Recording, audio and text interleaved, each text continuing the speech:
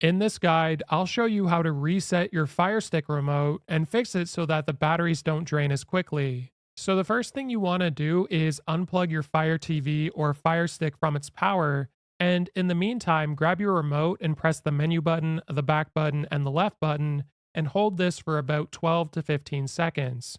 Now I recommend you count this out aloud to ensure you've done it long enough. Then you can take the battery out of the back of your remote. Now, once you've done that, what you want to do is plug back in your Fire TV or Fire Stick to the power supply, and you can put the battery back in. Then you want to press and hold the home button on your remote until it pairs back to your Fire Stick. Now, when it comes to the batteries draining quickly on your remote, some things you could do are ensure you're not mixing batteries, that you're using high quality AAA alkaline batteries, as well as upgrading your remote to a newer generation, as the older generations do cause the batteries to drain quicker. Now, when it comes to actual behaviors, some of these buttons are incredibly sensitive on your remote. So you want to ensure to leave your remote on a flat surface like a table where you know the buttons aren't accidentally being pressed, as well as using Alexa can drain the batteries faster. So between following these steps, you should be getting 3 to 6 months out of your remote batteries with moderate use.